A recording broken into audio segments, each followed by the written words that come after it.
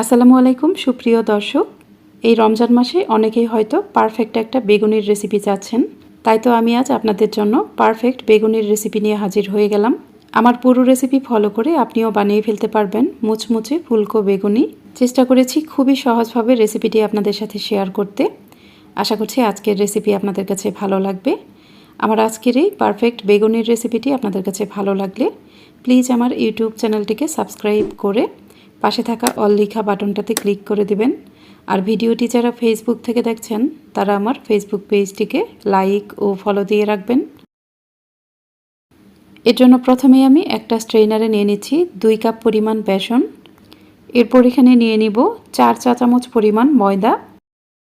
এখানে 2 কাপ বেসনের জন্য 4 চা চামচ পরিমাণ ময়দা দিতে হবে, অর্থাৎ প্রতি কাপ বেসনের জন্য 2 চা চামচ করে ময়দা দিতে হবে।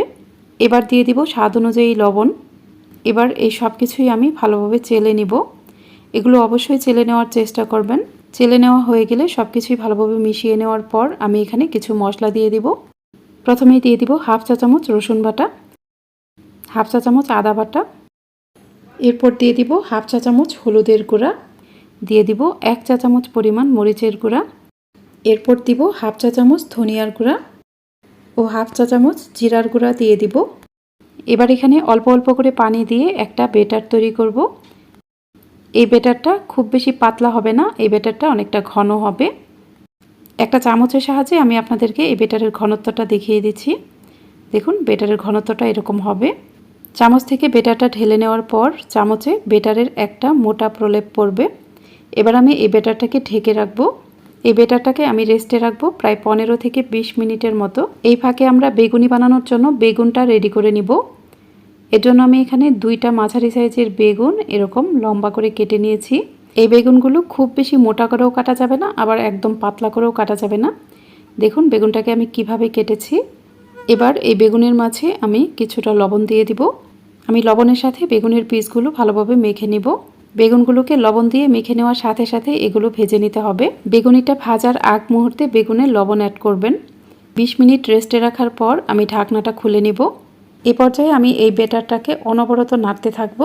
সবচাইতে ভালো হয় এই পর্যায়ে যদি আপনারা এখানে একটা ডাল ঘুটনির সাহায্যে এটা ঘুটে দেন, তাহলে বেটারটা অনেক বেশি স্মুথ হবে।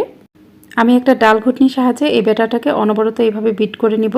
3 থেকে 4 মিনিটের মতো বেটারটাকে এইভাবে বিট করে নেওয়ার ফলে বেটারটা অনেক বেশি স্মুথ হয়ে যাবে। আর এই বেটারের কালারও কিন্তু চেঞ্জ হয়ে যাবে, এটা অনেকটা সাদাটে কালার হয়ে যাবে। আমি বেটারটাকে ভালোভাবে ঘুটিয়ে নিয়েছি। আমি একটা চামচের সাহায্যে দেখিয়ে দিচ্ছি। দেখুন বেটারটা কতটা স্মুথ হয়েছে, এর কালারটাও কিন্তু অনেকটা চেঞ্জ হয়ে গেছে। এভাবে ঘুটে নেওয়ার ফলে আপনার বেগুনিগুলো খুব সুন্দর হবে। আপনারা অবশ্যই আমার প্রতিটি টিপস ফলো করবেন। আমি কিন্তু এই বেটারে এখনও বেকিং সোডা অ্যাড করিনি। এ পর্যায়ে আমি এখানে বেকিং সোডা অ্যাড করব। বেগুনিটা ভাজার আগ মুহূর্তে এখানে বেকিং সোডা অ্যাড করবেন, তাহলে দেখবেন বেগুনিগুলো অনেক বেশি মুচমুচে হবে। আপনারা এখানে প্রতি কাপ বেসনের জন্য 2 চিমটি করে বেকিং সোডা অ্যাড করবেন। এখানে আমি বেসন নিয়েছি 2 কাপ পরিমাণ, তাই এখানে 4 চিমটি পরিমাণ আমি বেকিং সোডা অ্যাড করেছি। আর বেগুনিগুলো ভাজার আগ মুহূর্তে এখানে বেকিং সোডা দিতে হবে, তাহলে দেখবেন বেগুনিগুলো খুব সুন্দর হবে আর এগুলো দীর্ঘ সময় পর্যন্ত মুচমুচে থাকবে। এ পর্যায়ে আমি বেকিং সোডাটা খুব ভালোভাবে মিশিয়ে নিয়েছি। বেকিং সোডাটা অনেক আগে ব্যবহার করার ফলে দেখা যায় বেকিং সোডার কার্যকারিতা নষ্ট হয়ে যায়, তাই অবশ্যই বেগুনি ভাজার আগ মুহূর্তে বেকিং সোডা অ্যাড করবেন। আমার বেটারটা একদমই রেডি। এখন আমি বেগুনি ভাজতে চলে যাব। একটা বেগুনের পিস আমি বেটারে ভালোভাবে ডুবিয়ে নিব। বেগুনের গায়ে বেটারটা ভালোভাবে লাগিয়ে নেওয়ার পর এর বাড়তি বেটারটুকু আমি ছড়িয়ে নিব। এরপর আমি এই বেগুনটাকে গরম তেলের মাঝে দিয়ে দিব। একটা প্যানে আমি পর্যাপ্ত পরিমাণ তেল গরম করে নিয়েছি। তেলটা যখন মোটামুটি গরম হবে তখন আমি এখানে বেগুনের পিসগুলো দিয়ে দিব। দেখুন বেগুন থেকে বাড়তি বেটারটুকু ছড়িয়ে নেওয়ার পরেও কিন্তু বেগুনে বেটারের একটা প্রলেপ পড়ে আছে। বেগুনগুলো তেলে দেওয়ার কয়েক সেকেন্ডের মধ্যেই আমি এগুলো প্রথমবার উল্টে দিব। এগুলো অবশ্যই তেলে দেওয়ার 5 থেকে 6 সেকেন্ডের মধ্যেই প্রথমবার উল্টে দিবেন, তাহলেই দেখবেন বেগুনিগুলো দুই পাশে সমানভাবে ফুলে উঠবে। চুলার মিডিয়াম আঁচে আমি এই বেগুনিগুলো উল্টে পাল্টে ভালোভাবে ভেজে নেব। এগুলো একটু কড়া করে ভেজে নেব, তাহলে এগুলো অনেকক্ষণ পর্যন্ত মুচমুচে থাকবে। আমার এই বেগুনিগুলো ভাজা হয়ে গেছে। এখন আমি এর গায়ের তেলটা ভালোভাবে ঝরিয়ে নিব।